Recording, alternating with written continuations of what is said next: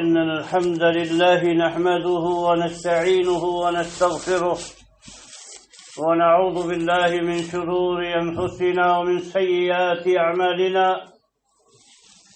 من يهده الله فلا مضل له ومن يضلل فلا هادي له وأشهد أن لا إله إلا الله وحده لا شريك له وأشهد أن محمدا عبده ورسوله يا أيها الذين آمنوا اتقوا الله حق تقاته ولا تموتن إلا وأنتم مسلمون يا أيها الناس اتقوا ربكم الذي خلقكم من نفس واحدة وخلق منها زوجها وبث منهما رجالا كثيرا ونساء واتقوا الله الذي تساءلون به والأرحام إن الله كان عليكم رقيبا يا أيها الذين آمنوا اتقوا الله وقولوا قولا سديدا يصلح لكم أعمالكم ويغفر لكم ذنوبكم ومن يطع الله ورسوله فقد فاز فوزا عظيما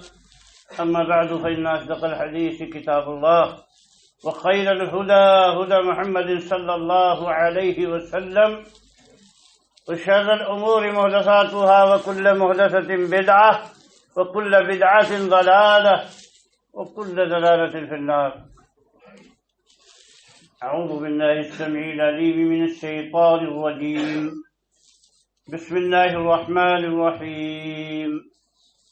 قاف والقرآن المجيد بل عجبوا أن جاءهم منذر منهم فقال الكافرون هذا شيء عجيب أئذا متنا وكنا ترابا ذلك رجع بعيد قد علمنا ما تنقص الأرض منهم وعندنا كتاب حفيظ.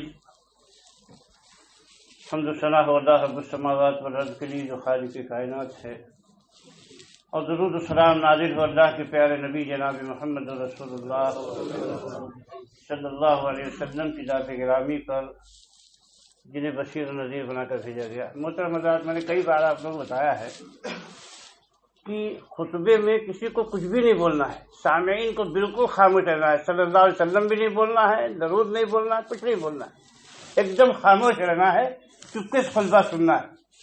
یہ جو نئی چیزیں پیدا ہو جاتی ہیں اور لوگ روکتے نہیں ہیں تو وہی چیز سنت بن جاتی ہے. حالانکہ ایسا کوئی ثبوت اس کا نہیں ہے، اور علماء نے اس میں بہت کچھ لکھا ہے. یہ نہیں بولنا چاہیے، خاص طور زور سے نہیں بولنا چاہیے. جو ہے خالی خطیب بولے گا، باقی سب خاموشی سنیں گے، یہ طریقہ ہے.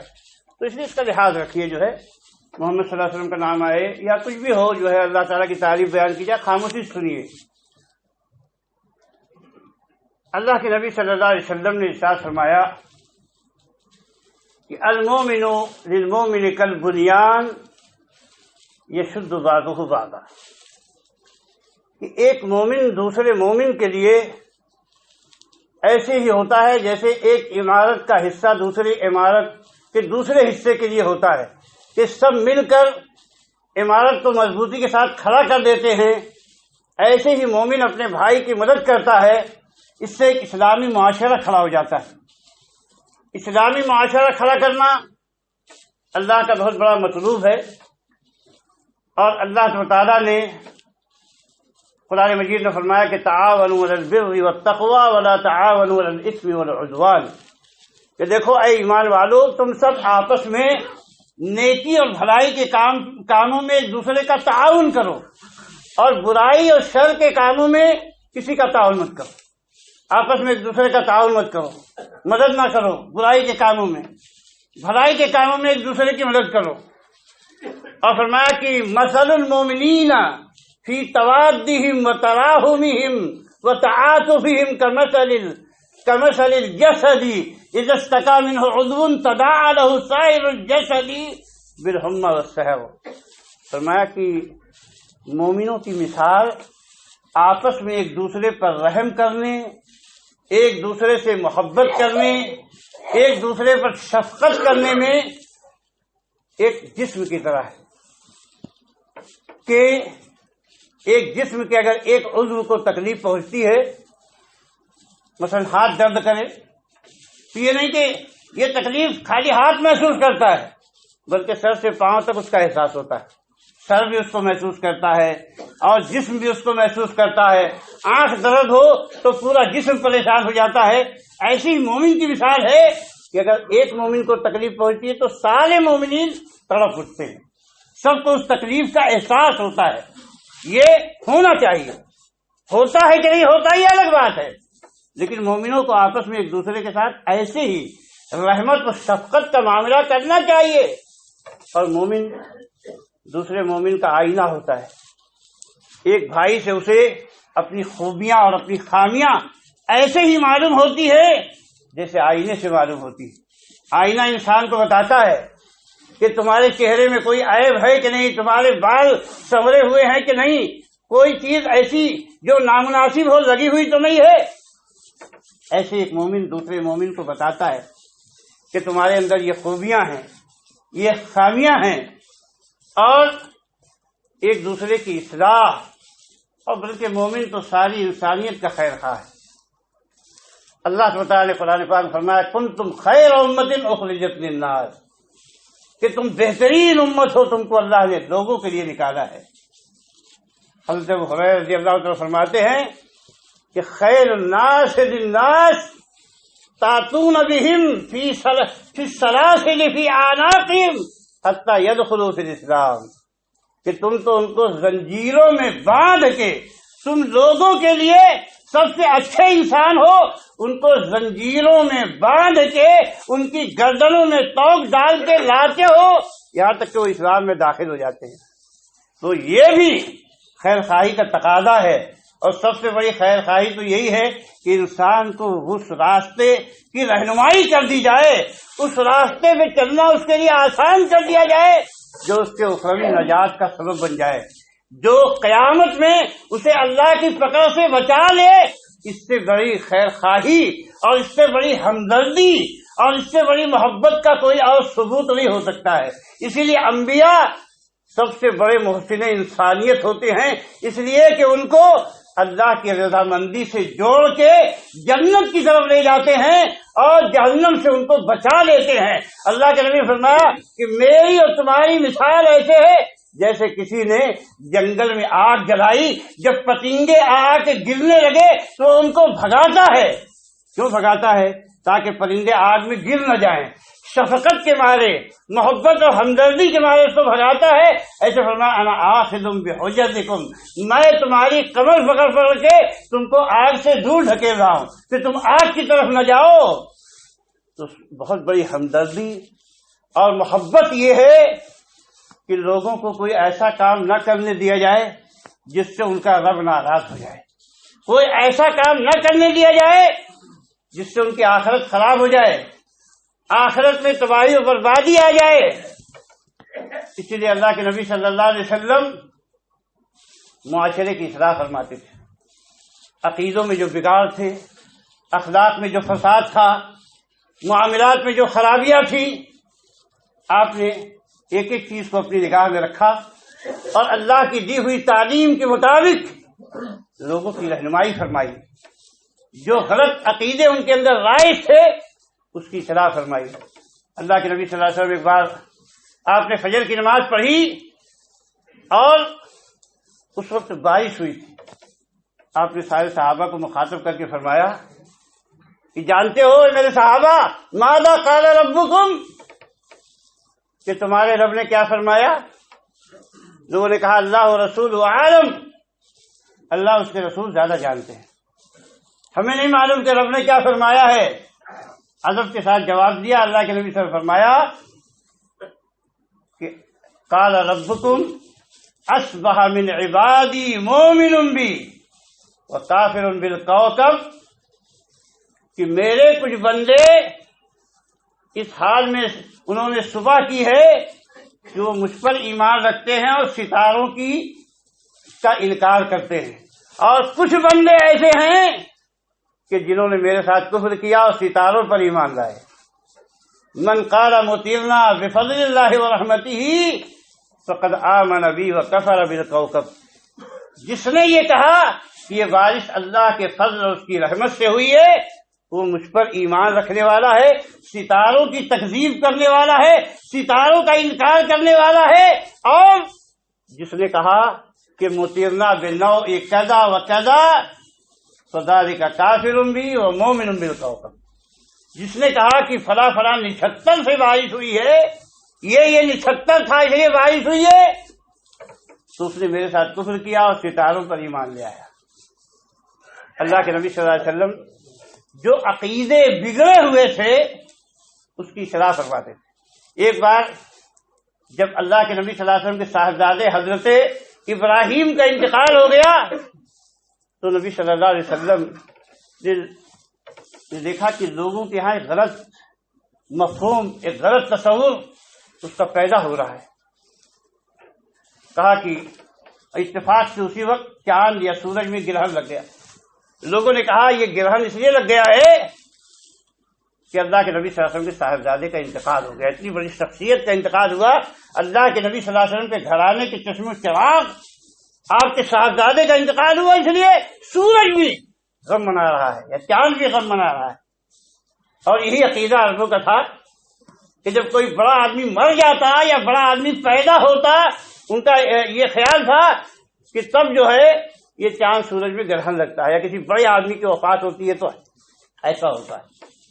تو اللہ کے نبی صلی اللہ علیہ وسلم نے سب کو جمع کیا اور فرمایا کہ دیکھو اے میرے صحابہ، میں نے ایسی باتیں سنی ہیں، لیکن ان الشمس والقمر آیتان من آیات اللہ لا ينکسفان لموت احد ولا لحیاتہ، کہ چاند اور سورج اللہ کی نشانیوں میں سے ایک نشانی ہے۔ فَإِذَا رَأَيْتُمُ اللَّهَ فَادْعُوا اللَّهَ وَصَلُّوا حَتَّى يَنْجَلِيَ، جب تم یہ گرہن دیکھو چاند یا سورج میں تو اللہ سے دعا مانگو، یعنی عافیت کی دعا مانگو، خیر کی دعا مانگو، شر کے دور کرنے کی دعا مانگو، اور نماز پڑھو یہاں تک کہ یہ دور ہو جائے، چاند یا سورج روشن ہو جائے۔ یہ کسی کے مرنے کی وجہ سے نہیں، یہ اللہ کی نشانی اپنے بندوں کو دکھاتا ہے، چاہتا ہے کہ بندے اس کی طرف رجوع کریں، بندے اس کے سامنے جھکیں اور اس کی بڑائی اور اس کی عظمت کا اعتراف کریں۔ اسی لیے آپ نے فرمایا کہ اللہ سے دعا کرو، نماز پڑھو۔ ایسی نہ جانے کتنے مسائل تھے زندگی کے جس میں اللہ کے نبی صلی اللہ علیہ وسلم نے ایک دوسرے کی اصلاح فرمائی۔ ایک بار صحابہ سفر میں گئے، ایک صحابی کو پتھر آ کے لگا، ان کے سر پہ زخم آ گیا، نماز کا وقت آیا، احترام ہو گیا، ان جنوبی ہو گئے، ناپاک ہو گئے۔ تو آپس میں لوگوں سے پوچھا کہ بھائی کیا میں تیمم کر سکتا ہوں، میرے لیے گنجائش ہے؟ لوگوں نے کہا نہیں بھائی تیمم کیسے کر سکتے ہو، نہانا پڑے گا۔ اب دیکھیے کیا فتوے جو ہے کبھی کبھی قاتل ہوتے ہیں، دین سے انسان کا بڑا جذباتی لگاؤ ہوتا ہے، اگر اس کی غلط رہنمائی کر دی جائے تو آدمی برباد ہو جاتا ہے۔ آج ایک انسان دھڑلے سے شرک کرتا ہے، غیر اللہ کو سجدے کرتا ہے، غیر اللہ کے نام پہ ذبیحے ذبح کرتا ہے، اور اس نام سے کہ ہم اولیاء کو خوش کر رہے ہیں، بزرگوں کی تعظیم کر رہے ہیں، بزرگوں کا حق ادا کر رہے ہیں، اس لیے کہ ان کو کنفیوز کیا گیا، ان کو غلط فتوے دیے گئے، قرآن و حدیث کے غلط معانی و مفاہیم ان کے دماغ میں بیٹھائے گئے، اس لیے انہوں نے وہ سارے کام کیے جس کو مٹانے کے لیے، جسے ختم کرنے کے لیے اللہ کے رسول صلی اللہ علیہ وسلم اس دنیا میں تشریف لائے۔ وہ سارے انبیاء اس دنیا میں جس کا خاتمہ کرنے کے لیے آئے تھے، اس امت نے وہی کام کیا، اور بہت جلدی ہر امت اس کام کی طرف بڑھتی ہے، کیونکہ شیطان کا سب سے بڑا ٹارگٹ یہ ہوتا ہے۔ پہلے اس حدیث کو ہم مکمل کر لیں پھر اس کی طرف آتے ہیں۔ اللہ کے نبی صلی اللہ علیہ وسلم کے پاس یہ لوگ آئے، اور معاملہ یہ ہو چکا تھا کہ جب ان لوگوں نے کہا کہ کوئی گنجائش نہیں ہے، تو اس اللہ کے بندے نے نماز کی اتنی اہمیت تھی، اور یہ بھی کہ ناپاکی کی حالت میں تو نماز نہیں پڑھ سکتے ہیں، اس نے دینی جذبے کے تحت غسل کر لیا۔ جب غسل کر لیا تو اس کا زخم بگڑ گیا اور اسی میں اس کی موت ہو گئی۔ جب اللہ کے نبی صلی اللہ علیہ وسلم کے پاس لوگ آئے اور ماجرا بیان کیا تو اللہ کے نبی فرمایا کہ قتلوہ قتلہم اللہ، ان لوگوں نے اس آدمی کو قتل کر دیا، اللہ انہیں قتل کرے، اللہ انہیں مارے، ان لوگوں نے اس کو قتل کر دیا۔ اذا سألوا اذا لم يعلموا فإنما شفاء العي السؤال، جب انہیں معلوم نہیں تھا، جنہوں نے پوچھا کیوں نہیں، یعنی جو اس کا صحیح سورس تھا، سورس آف نالج کہاں تھا؟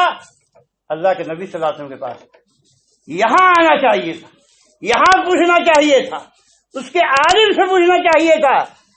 تو پتہ چلا کہ ہر مسئلہ کسی داڑھی ٹوپی پگڑی والے کو دیکھ کے نہیں پوچھ لینا چاہیے، بلکہ جو اس کو پوچھنے کی جائز جگہ ہو، جو مستحق جگہ ہو، جو صحیح جگہ ہو، وہاں سوال ہونا چاہیے۔ اور جب صحیح جگہ سوال نہیں ہوتا تو ایسے ہی لوگ مریں گے، ایسے ہی فساد ہوگا، ایسے عقیدے خراب ہوں گے، ایسے ایمان خراب ہوگا، معاشرہ بگڑے گا، انتشار پیدا ہوگا، بہت ساری خرابیاں آئیں گی۔ اس لیے بات کو سمجھنا بہت ضروری ہے کہ سوال کہاں کیا جائے، پوچھا کہاں جائے، رہنمائی کس سے لی جائے۔ علماء میں اور علماء کی اداکاری کرنے والوں میں فرق کو محسوس کرنا پڑے گا۔ اس امت، آج امت اس فرق کو بھول چکی ہے کہ کون عالم ہے اور کون علم کی اداکاری کر رہا ہے۔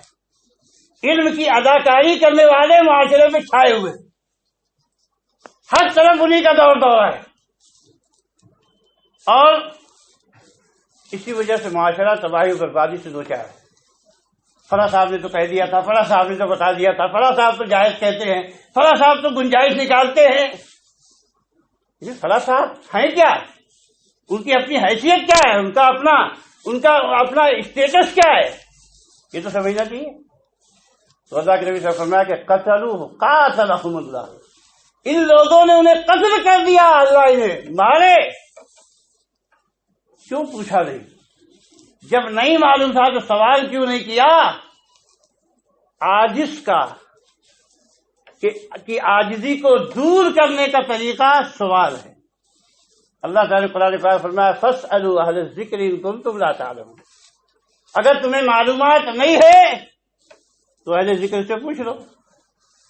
اہل ذکر سے پوچھنا ضروری ہے۔ اہل ذکر وہ ہیں جو علماء ہیں، جنہوں نے اپنی زندگی لگائی ہے، جنہوں نے اپنے آپ کو کھپایا ہے، ایک لمبی مدت قرآن و حدیث اور قرآن و حدیث کی زبان اور قرآن و حدیث کے معنی و مفہوم کو سمجھنے میں اپنی ایک لمبی عمر لگائی ہے، راتیں گزاری ہے، دلوں کی مشقتیں اٹھائی ہیں۔ اور ایک آدمی ایسے آیا جو صرف بولنا سیکھ گیا، آپ اس کے بعد چلے جائیں تو بربادی تو آئے گی۔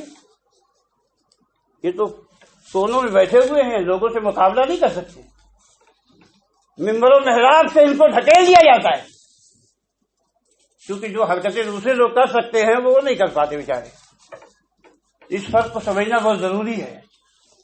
تو امت کی رہنمائی کا فریضہ ایسے لوگوں کو انجام دینا چاہیے جو اس کا حق رکھتے ہوں، اور امت کو بھی جاننا چاہیے کہ کون اس کا حق رکھتا ہے۔ اللہ کے نبی صلی اللہ علیہ وسلم نے بتایا کہ بغیر پوچھے فتویٰ نہیں دینا چاہیے، بہت خطرناک بات ہے۔ اللہ کے نبی صلی اللہ علیہ وسلم فرماتے ہیں کہ ان القضاۃ ثلاثۃ، قاضی تین طرح کے ہوتے ہیں، لوگوں کے درمیان فیصلہ کرنے والے منصف اور جج تین طرح کے ہوتے ہیں۔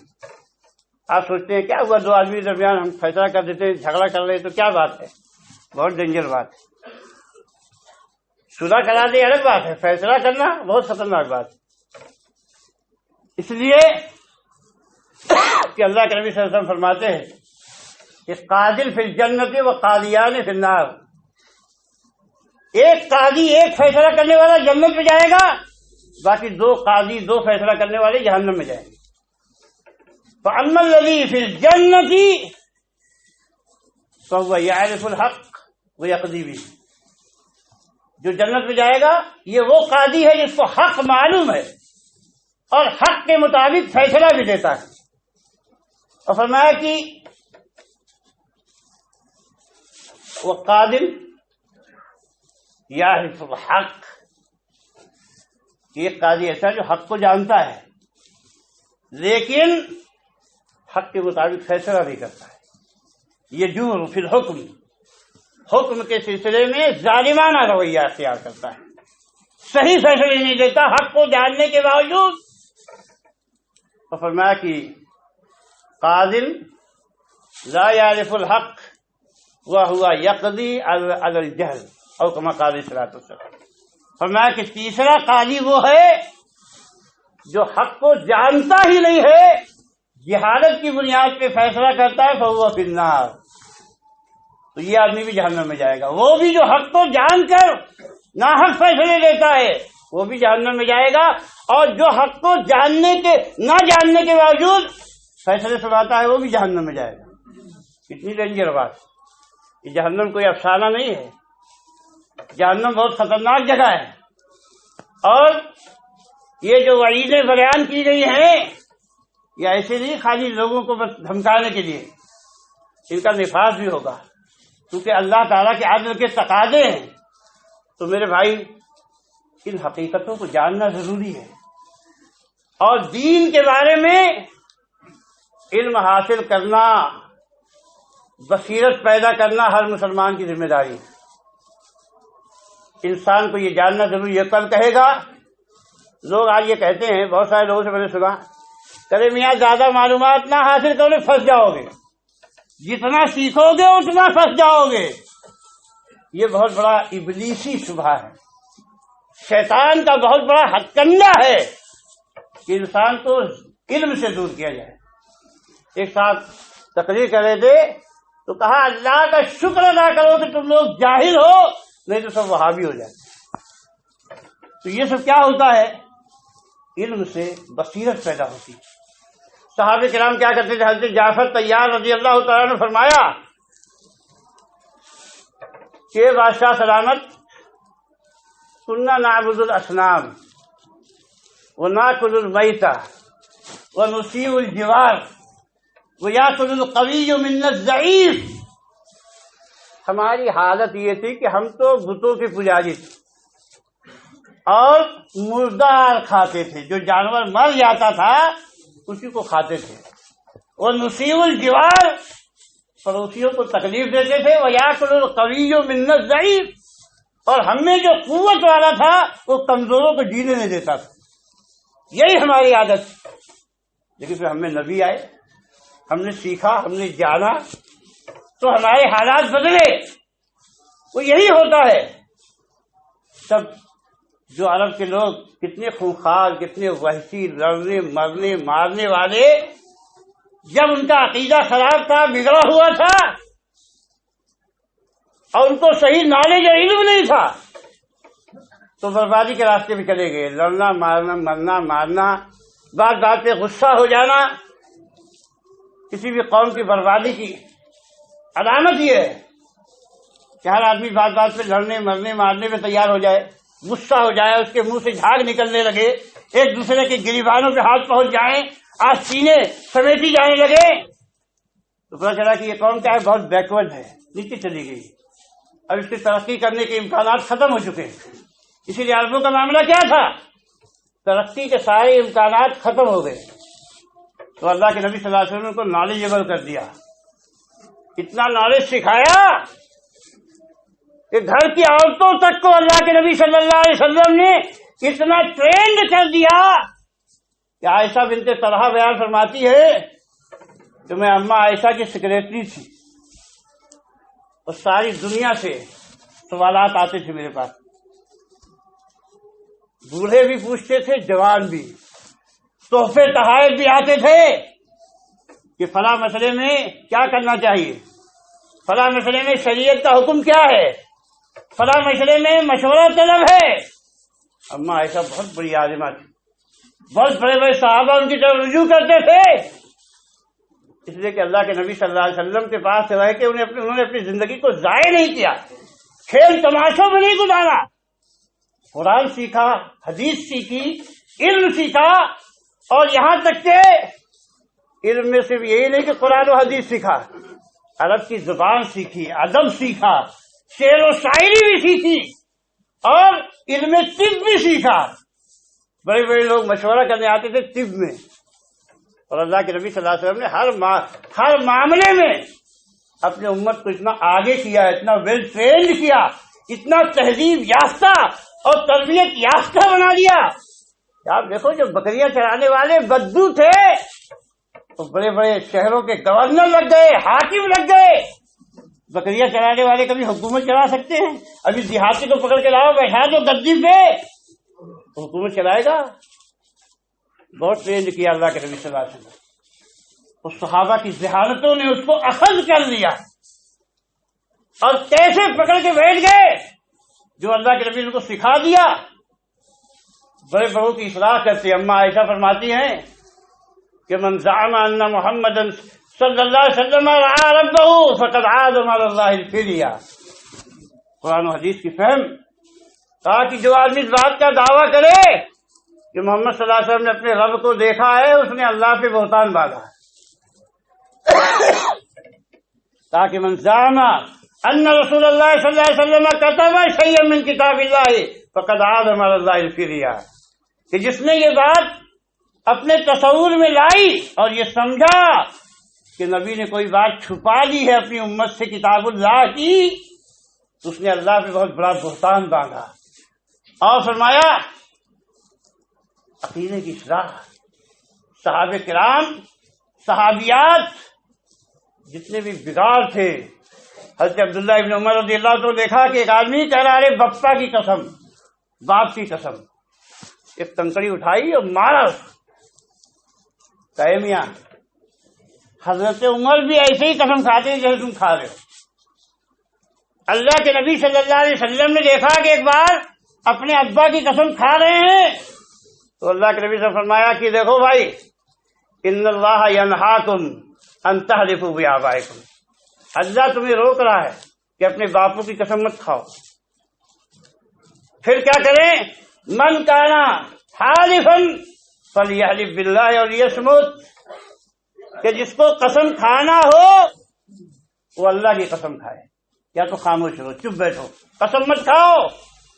قسم کھانا ہی اگر لازمی ہو تو اللہ کی قسم کھاؤ۔ ایسے ہی اللہ کے نبی صلی اللہ علیہ وسلم نے عبادات میں بھی اصلاح فرمائی۔ انسان بسا اوقات بہت اچھا جذبہ رکھتا ہے، لیکن اچھا جذبہ کیا ہے؟ خالی اچھا جذبہ اللہ کے ہاں کسی عمل کی مقبولیت کی سفارش نہیں کرتا ہے، اور نہ مشقت کہ بہت زیادہ مشقت اٹھائیں گے تو اللہ خوش ہو جائے گا، ایسا بھی نہیں ہے۔ اللہ کے نبی صلی اللہ علیہ وسلم نے دیکھا ایک آدمی کو،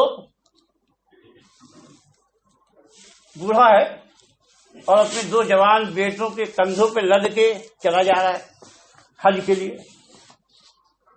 اللہ کے نبی صلی اللہ علیہ وسلم نے فرمایا کہ بھائی یہ بڑے میاں کو کیا ہو گیا کہ کیوں ایسے لد کے جا رہے ہیں، کیا بات ہے؟ کہا کہ اللہ کے نبی انہوں نے نظر مانی ہے تو پیدل ہی جائیں گے۔ کہا نہیں میاں، ان اللہ غنی عن تعذیب نفسہ ھذا، اللہ کو اس کی ضرورت نہیں ہے یہ بڑے میاں اپنے آپ کو عذاب میں ڈالے۔ اللہ تعالیٰ کسی کو تکلیف میں ڈالنا، مشقت میں دیکھنا نہیں چاہتا، اس کی ضرورت نہیں ہے۔ ان سے کہو کہ جلدی سے سواری پہ سوار ہو جائیں، اس کی ضرورت نہیں ہے۔ ایسے کتنے لوگوں کو اللہ کے نبی صلی اللہ علیہ وسلم نے اس بات سے روکا۔ اور دیکھیے نیک جذبہ کیا ہے، یہ کہتا ہوں کہ نیک جذبہ اگر جہالت ہے تو بسا اوقات نیک جذبہ بھی آدمی کو برباد کر سکتا ہے۔ نالج بہت ضروری ہے، علم بہت ضروری ہے، اور اسی لیے آج بڑے بڑے لوگ ٹھوکریں کھاتے ہیں، ایسے ایسے کام کرتے ہیں کہ جو ان کو بربادی کی طرف لے جانے والا۔ ایک صحابی کی حضرت انس رضی اللہ تعالیٰ عنہ بیان فرماتے کہ اللہ کے نبی صلی اللہ علیہ وسلم عیادت کرنے گئے، دیکھا کہ کل فرخ، حضرت انس رضی اللہ فرماتے جیسے چوزا ہو گئے، دبلے اتنے ہو گئے کہ جیسے مرغی کا چوزا ہو گئے ہوں۔ اللہ کے نبی فرمایا میاں یہ کیا حالت بنا رکھی ہے تم نے؟ کیا تم نے کوئی دعا مانگی تھی؟ کہا ہاں اللہ کے نبی میں نے ایک دعا مانگی تھی۔ کہا کیا دعا مانگی تھی؟ کہا اللہ کے نبی دعا مانگی تھی کہ اللہم ما کنت معاقبی فی الآخرۃ فعاقبنی بہا فی الدنیا او کما جاء فی الحدیث۔ کہا کہ اے اللہ پروردگار، آخرت میں تو جو سزا مجھے دینے والا اسے دنیا میں دے دے۔ بظاہر تو جذبہ بہت اچھا ہے، بھائی دنیا کی زندگی چند روز کی ہے، یہاں کی مشقت تو ختم ہو جائے گی، آخرت کی مشقت ختم نہیں ہوگی۔ آخرت میں اگر آدمی پکڑا گیا تو 50-50 ہزار سال کے لیے بندھ جائے گا، مصیبت میں پڑ جائے گا۔ لیکن انہوں نے معاملے کا صرف ایک ہی پہلو دیکھا، اور وہ اللہ کی سزا کا پہلو دیکھا، اللہ کی رحمت کا، اللہ کے فضل کا، اللہ کے کرم و مغفرت کا پہلو انہوں نے نظر انداز کر دیا۔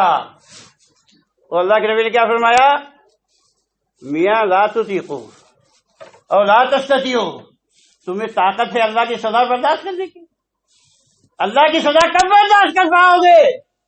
تمہیں دعا یہ مانگنی چاہیے تھی کہ اللہم آتنا فی الدنیا حسنۃ وفی الآخرۃ حسنۃ وقنا عذاب النار، کہ پروردگار ہے میرے اللہ، دنیا میں بھی مجھے بھلائی عطا فرما اور آخرت میں بھی بھلائی عطا فرما۔ تو پتہ چلا کہ انسان اپنے دعا بھی کرتا ہے، نیک جذبے سے کرتا ہے، لیکن وہ دعا اس کو مصیبت کی طرف لے جاتی ہے، اس کو پریشانی کی طرف لے جاتی ہے۔ اس لیے آدمی کو کیا ہے؟ علم، بصیرت، قرآن سنت کی بصیرت۔ حضرت عمر رضی اللہ عنہ فرماتے تھے خبردار لا یبیع فی سوقنا الا من یتفقہ فی الدین، کہ ہمارے اس بازار میں کوئی بھی آدمی مارکیٹ میں دکان نہ لگائے جو دین کی سمجھ نہیں رکھتا ہے، دین کے احکام جس کو نہیں معلوم ہے، تجارت کے معاملات نہیں معلوم ہے، تو ہماری مارکیٹ میں نہیں بیٹھے۔ ذرا مارکیٹ میں بیٹھنے کے لیے بھی اجازت نہیں ملے گی جب تک کہ علم نہیں حاصل ہے۔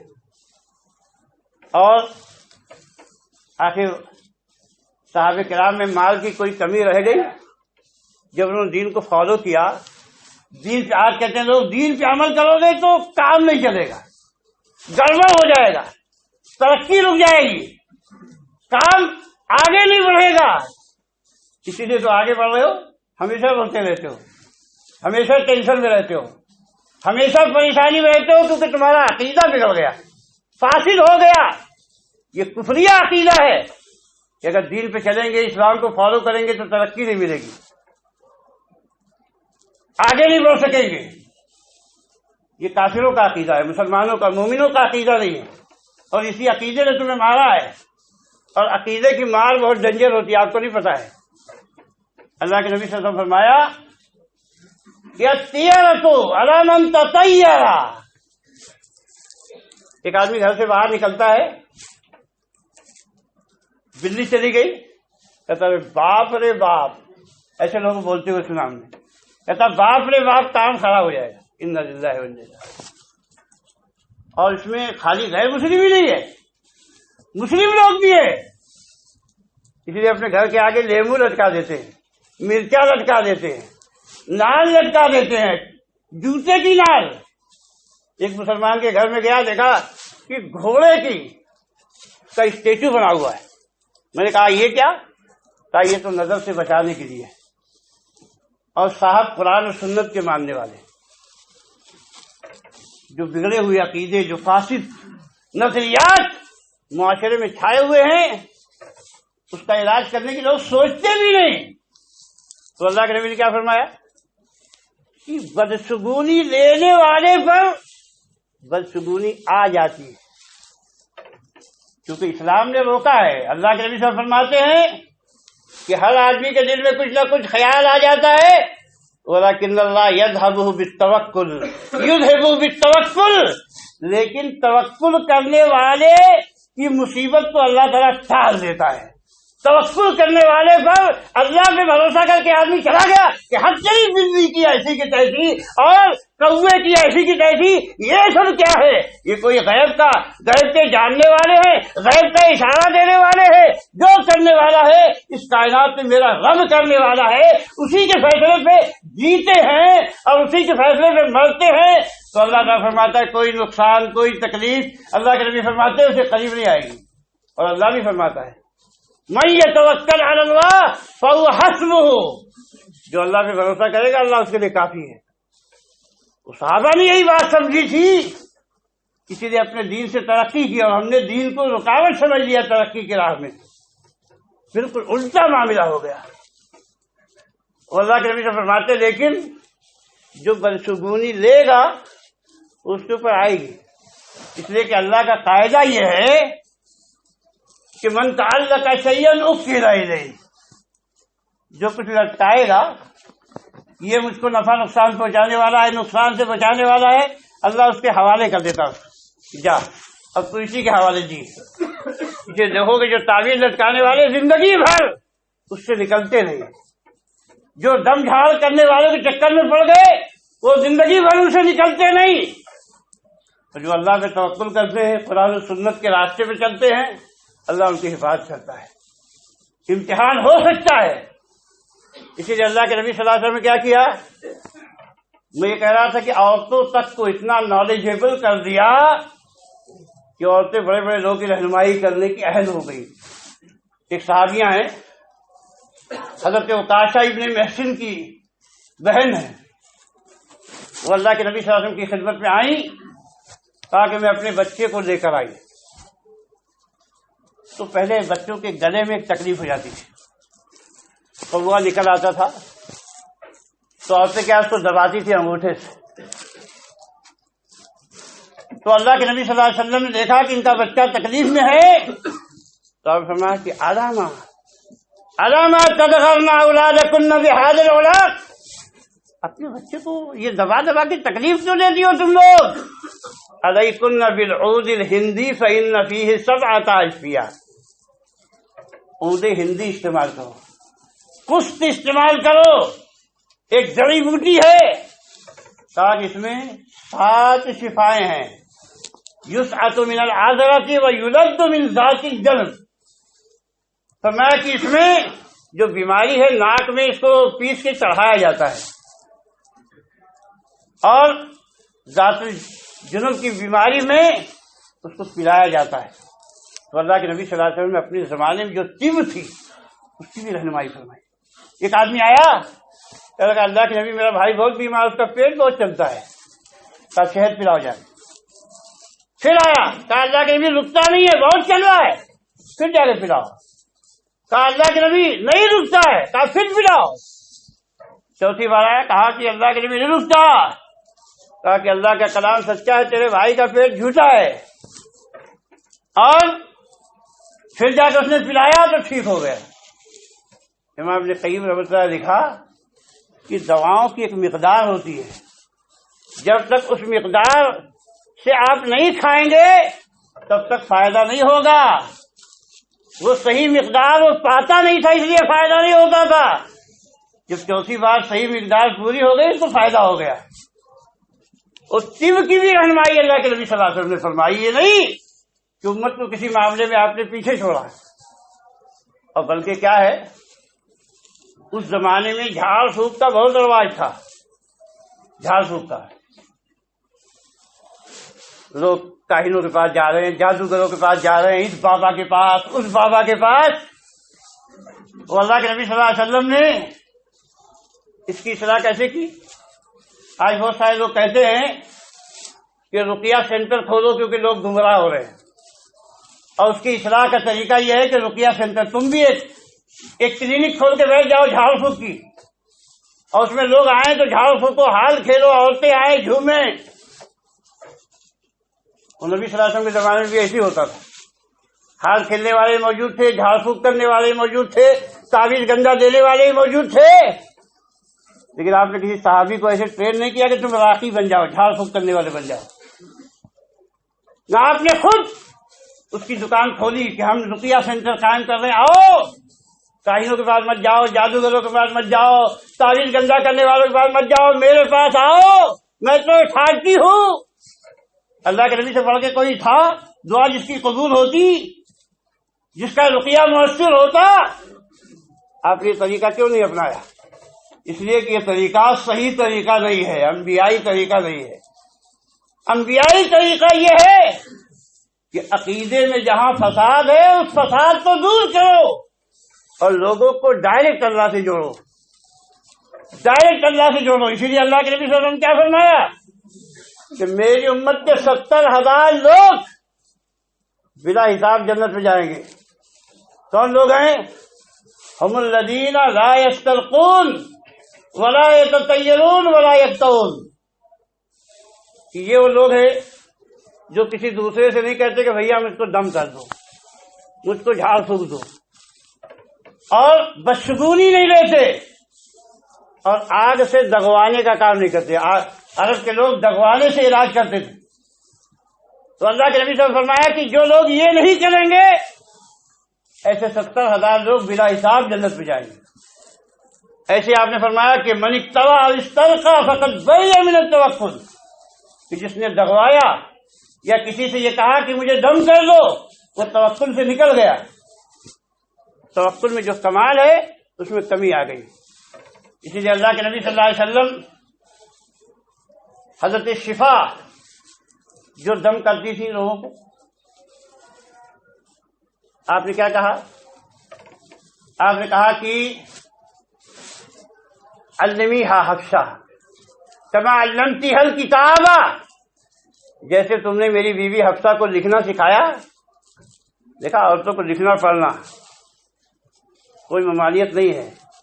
اللہ کے نبی فرمایا جیسے لکھنا سکھایا ایسے ان کو دم کرنا بھی سکھا دو، وہ دعا بھی سکھا دو۔ اور اسی لیے اللہ کے نبی صلی اللہ علیہ وسلم کے معاشرے میں دھیرے دھیرے جھاڑ پھونک کا دھندا ختم ہو گیا، کوئی کسی کا جھاڑ پھونک کرنے والا نہیں رہ گیا، ہر آدمی اپنا اپنا جھاڑ پھونک خود ہی کر لیتا تھا۔ چنانچہ اللہ کے نبی صلی اللہ علیہ وسلم حضرت جعفر کے گھر میں گئے جو ان کے چچا زاد بھائی تھے جو شہید ہو گئے تھے، تو کہا کہ مالی علی بنی اخی ضاریۃ، کیا بات ہے؟ اپنی بھابھی سے کہا، اسماء بنت امیس سے، کہ میں اپنے بھتیجوں کو بڑا دبلا دبلا سا دیکھ رہا ہوں، کیا کچھ پریشانی ہے، کوئی پرابلم ہے کھانے پینے کی؟ تصیبہم الحاجہ، کہا کہ نہیں، اللہ کے نبی صلی اللہ علیہ وسلم نظر ان کو بہت جلدی لگ جاتی۔ کہا تو ان کا رقیہ کر دو۔ کون رقیہ کرے گا؟ اللہ کے نبی سے بہتر کوئی رقیہ کرنے والا ہے؟ عقل کو آواز دیتے نہیں، یہ دائرہ کبھی کھولتے نہیں، تیار ہی نہیں ہوتے کہ صحیح بات کو سمجھے اور مانے۔ بس ایک ہی راستہ ہے، ذرا کچھ ہوا بلاؤ فلاں بابا کو، اور جب اس بابا کے بارے میں آپ پوچھنے جاؤ تو پتہ چلا کہ 5 کلاس 7 کلاس پڑھا ہوا ہے، دین کے مدرسے کا کبھی منہ بھی نہیں دیکھا ہے، خالی ٹوپی لگا کے داڑھی بڑھا کے راکی بن گیا، جھاڑ پھونک کرنے والا بن گیا۔ اس کے پاس تو نالج ہی نہیں ہے۔ اور کیا جانتے ہو، اللہ نے جنات کو ایسا کھلا چھوڑ دیا ہے، ایک ایک کو پکڑ کے پٹکتے رہے۔ ایسا نہیں ہے، حاشا و کلا، ایسا نہیں ہے۔ دنیا میں بیماریاں ہیں، دماغی بیماریاں ہیں، نفسیاتی بیماریاں ہیں۔ 95% یا 98% جو ایسے کیسز آتے ہیں وہ جنات بھوت شیطان کے نہیں ہوتے، وہ نفسیاتی بیماریوں کے ہوتے ہیں، دماغی بیماریوں کے ہوتے ہیں۔ اس میں ڈرامے بھی ہوتے ہیں، بہت سارے ڈرامے بھی ہوتے ہیں، اور اس میں عورتوں کا مکر بھی ہوتا ہے، مردوں کا مکر ہوتا ہے۔ لیکن کیا ہے، اس بات کو سمجھنے والے بہت کم لوگ ہیں، نالج نہیں ہے ان کے پاس، بیماریوں کے بارے میں بھی نالج نہیں ہے، اس لیے کوئی بھی پکڑ کے ان کو گمراہ کرتا رہتا ہے۔ تو اللہ کے نبی صلی اللہ علیہ وسلم کیا فرمایا؟ یلقیہم، تم ان کو خود دم کر دو۔ انہوں نے کہا کہ میں یہ دعا پڑھنا چاہتی ہوں، آپ ذرا دیکھ کے اس کو اوکے کر دیجئے، اس لیے کہ اللہ کے نبی صلی اللہ علیہ وسلم فرمایا کہ جو بھی دعا پڑھنا چاہتے ہو اس کو مجھے دکھا کے اوکے کرا دو پہلے، جس میں شرک نہیں ہوگا اس سے تم دم کر سکتے ہو، لیکن مجھے دکھا کے اوکے کراؤ۔ اگر اپنا کچھ رقیہ تمہارے پاس ہے تو تم دکھایا، کوئی بات نہیں، فائنل ہے، رقیہ کرو۔ تو گھر گھر میں عورتوں کو سکھا دیا۔ اسی لیے اماں عائشہ بیان فرماتی ہے کہ اللہ کے نبی صلی اللہ علیہ وسلم جب بیمار ہوئے تو آپ نے رقیہ کرتے تھے، قل هو اللہ احد، قل اعوذ برب الفلق، قل اعوذ برب الناس، دم کر کے ہاتھ میں پھونکتے تھے اور پورے بدن پہ ملتے تھے۔ لیکن جب بیماری بڑھ گئی تو اماں عائشہ نے کیا کیا؟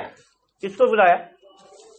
ابو بکر صدیق کو، عمر فاروق کو، عثمان غنی کو رضی اللہ تعالیٰ عنہم اجمعین، یا سعد ابن ابی وقاص جن کی دعا قبول ہوتی تھی، حضرت علی ابن حضرمی، یہ بڑے بڑے صحابہ ان کو بلایا کہ آئیے دم کر دیجیے؟ نہیں، خود ہی کہا میں خود ہی دم کرتی تھی اور ہاتھ اللہ کے نبی کا پھیرتی تھی. ان باتوں کو سمجھو گے کب؟ ایسے بہت سارے مسائل ہیں. تو میں یہ کہہ رہا تھا کہ امت مسلمہ کو آج بہت زیادہ نالج کی ضرورت ہے، بہت زیادہ علم کی ضرورت ہے، ورنہ وہ قدم قدم پہ ٹھوکریں کھاتا رہے گا. کبھی بزنس کے نام پہ، کبھی دین کے نام پہ، کبھی عقیدے کے نام پہ، کبھی علاج کے نام پہ لوگ اس کو بیوقوف بناتے ہی رہیں گے اور یہ بیوقوف بنتا ہی رہے گا، اور آخرت میں لا قدر اللہ عاقبت بھی خراب ہو سکتی ہے. تو مسلمانوں کو ایک دوسرے کو سنبھالنا، نالج کو عام کرنا یہ بہت ضروری ہے. آج دیکھ لو کہ علم کا معیار گرتا جا رہا ہے، مدرسے جو ہیں بانجھ ہوتے جا رہے ہیں. اتنی بڑی اچھی بمبئی میں اتنی مسجدیں الحمدللہ ہم نے بنا لی، 200-250 مسجدیں جماعت اہل حدیث کی بن گئی، اللہ کا شکر ہے. خطبے ہو رہے ہیں، دعوت و تبلیغ کا کام ہو رہا ہے، لیکن اتنے پیسے ہیں کہ ایک ایک آدمی 10-10 لاکھ 15-15 20-20 لاکھ روپے شادی میں خرچ کرتا ہے. جلسوں میں ہر سال کروڑوں روپے خرچ ہوتے ہیں. لیکن آپ پوچھو کہ جماعت اہل حدیث کے پاس 5 ایکڑ کا کمپلیکس کدھر ہے کہ جس میں ان کا مدرسہ بھی ہو، جس میں ان کا میڈیکل کالج بھی ہو، جس میں ان کا انجینئرنگ کالج بھی ہو، اور جس میں ان کا دعوی سینٹر بھی ہو. ایک ایسا کمپلیکس تو نظر آنا چاہیے جہاں علماء تیار ہوں، جہاں ڈاکٹر تیار ہوں. اور آج ڈاکٹر کا مطلب کیا ہو گیا؟ ڈاکو، سیدھے گلے پہ چھری چلانے والے، چاہے کسی بھی مسلک سے تعلق رکھنے والے ہوں. وجہ کیا ہے؟ کروڑ 2 کروڑ روپے دے کر تو بیچارے پڑھتے ہیں، اب وہ نکل کے آتے ہیں تو قوم سے اس کا حساب کتاب برابر کرتے ہیں. کم سے کم قوم کو چاہیے کہ ان فضول کاموں میں پیسے خرچ کر کے کمکموں میں، قوالیوں میں، مشاعروں میں اور فالتو کاموں میں خرچ کرنے کے بجائے ایک کمپلیکس تو کھڑا کرو. آؤ تو صحیح، اپنی اتحاد کی قوت کا مظاہرہ تو کرو، اپنی ذمہ داریوں کی ادائیگی تو کرو. اللہ تعالیٰ ہم کو دین کی سمجھ عطا فرمائے. جب تک ہم دنیا میں جئیں، ایمان پہ جئیں، تقویٰ پہ جئیں، کتاب و سنت کی تعلیمات پہ جئیں، اللہ اس کے رسول کی محبت پر جئیں. اقول قولی ھذا واستغفر اللہ لی ولکم ولسائر المسلمین من کل ذنب وصلی اللہ تعالی علی نبینا محمد.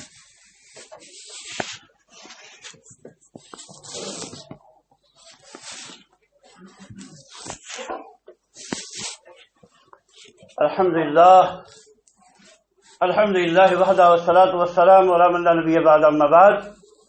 اللهم صل علی محمد وعلى آل محمد كما صليت على ابراہیم وعلى آل ابراہیم انك حمید مجید. اللهم بارك على محمد وعلى آل محمد كما باركت على ابراہیم وعلى آل ابراہیم انك حمید مجید. اللهم انصر الاسلام والمسلمین واخذل الكفرة والمشركين. اللهم دمر ديارهم ومزق جمعهم وخرب بنيانهم وانزل بهم بأسك الذي لا ترده عن القوم المجرمين. عباد الله رحمكم الله، قوموا إلى صلاتكم.